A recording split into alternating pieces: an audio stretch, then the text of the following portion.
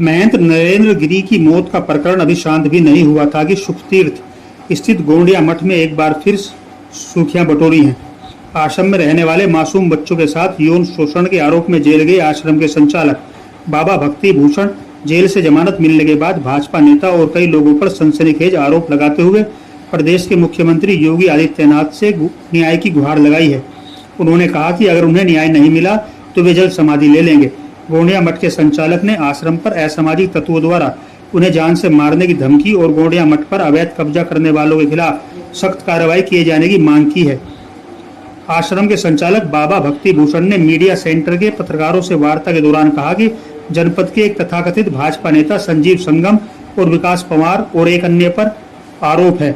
उन्होंने बताया कि 10 जून 2020 में पहले एक साजिश के तहत फर्जी आरोप लगाकर उन्हें जेल भेज दिया गया। अभी कुछ माह पहले जब जमानत पर बाहर आए तो जब वे अपने आश्रम में गए तो वहां से जो उन्होंने कई वर्षों चंदा और भिक्षा मांगकर आश्रम के लिए पैसा जमा किया था वो सब चोरी कर निकाल ले गए। आश्रम के रहने वाले गोविंद पर शक हुआ। उन्होंने गोविंद की तलाशी ली तो तिजोरी में कुछ अवशेष गोविंद के पास से मिले और 1 लाख रुपए भी जो इसने किसी के पास रखे हुए थे वो ला कर दिए। उन्होंने गोविंद के खिलाफ पुलिस में शिकायत दर्ज कराई है। अब विकास पवार और भाजपा नेता संजीव संगम उनके ऊपर दबाव बना रहे हैं कि उन्होंने जो गोविंद के खिलाफ शिकायत की है उसे वापस लिया जाए। ये सभी दबाव बना रहे हैं कि महंत आप इस शहर को छोड़कर कहीं चले जाओ। धमकी दे रहे हैं कि वे आश्रम में देसी तमंचे रखकर फंसा देंगे। पैसे बताता भी जो असली चीज है। मैं तो राजा जी ये सोच रहा भी होगी मेरी बेगुनाही छुपी तो अब ये इतने परेशान हो गए। इसकी जमानत शुरू में ना कराने का एक कारण इसमें तो धारा नीति बहुत बड़ी यही था कि बाहर निकलती इसको मार दिया। पूछो हमारी क्या सफाई मैंने सिखा देते तो करा ले जमानत इसने गुरु जी वो भला बहुत बड़े बड़े लोग हैं। ये 2 सामने आए हैं अभी तक और गोविंद पकड़ा गया है उसके तो सब है। इनकी एफआईआर अभी 24 तारीख में हुई है। उसकी एफआईआर करीब 1.5-2 महीने पहले हो चुकी है। 3 मुख्य आरोपी है 4 है गोविंद की पत्नी भी है। बोले घूम रहे जी महाराज जी देवराज पवार जी क्या उनका साथ दे रहे या आपकी तरफ है? वैसे तो देवराज जी की मेरी रोज फोन से बात होती थी भैया जी। रोज का मतलब अमूमन और बहुत अच्छी मेरे से वो बात करते रहे हैं। लेकिन जब से केस हुआ एक बार भी कोई कॉल उनकी मेरे पास में नहीं आई तो इससे मैं क्या समझूं ये तो मैं डिसाइड नहीं कर पा रहा। तो उन्होंने गोविंद के कहने से आपको कहा कि शहर छोड़ के चले जाएं आप?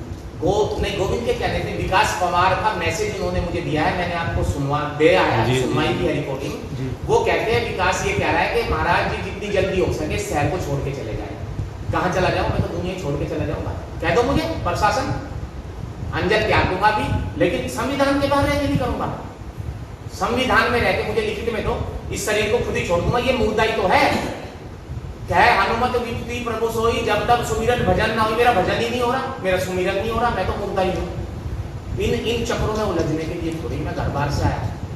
इतनी प्यारी माँ जो रात 12 बजे मुझे रोटी बना के खिलाती थी जो बाप मुझे कहानियां सुना के सुलाते थे उन माँ बाप को उस बहनों को जो बहन मुझे इतना प्यार करती थी उन्हें छोड़ के ऐसे ही आ सकता है आदमी? आके देखो पता चले। तो आपका कहना मतलब है घूम फिर के कोई मिला वो समाज सेवी जो है वो कहीं ना कहीं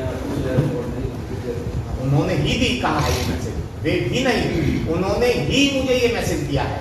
विकास ने मुझे नहीं कहा कि शहर को छोड़ के चले जाए। देवराज पवार ने मुझे कहा है कि महाराज जी विकास का कहना है कि महाराज जी जितनी जल्दी हो शहर को छोड़ के चले जाए तो उनके अब सच बात बताना अलग चीज है।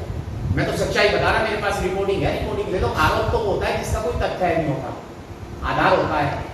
मेरा आधार भी है तथ्य भी है। मैं तो फोन रिकॉर्डिंग दे रहा हूँ निकलवा लो। आरोप नहीं। देवराज जी मेरे बहुत नजदीक है लेकिन देवराज जी खुल के क्यों नहीं बात कर रहे? जब समाज सेवी है क्या संतों के हित की बात करना या सच्चाई के हित की बात करना समाज सेवा नहीं है? अगर मैं किसी को कह रहा हूँ कि झूठ में मेरा साथ दो तो मैं गलत हूँ। सच्चाई के सामने जो समाज सेवी होते हैं उनको तो खुल के आना चाहिए ना। आप बताइए प्लीज मेरी बात। आपकी मेरी लड़ाई है बातचीत से और संजीव संगम से। मेरी लड़ाई है उस हर व्यक्ति से जिसने मुझे जेल में झूठा फंसाया और जो मुझे ब्लैकमेल करना चाहता है और मेरे आश्रम को कब्जाना चाहता है।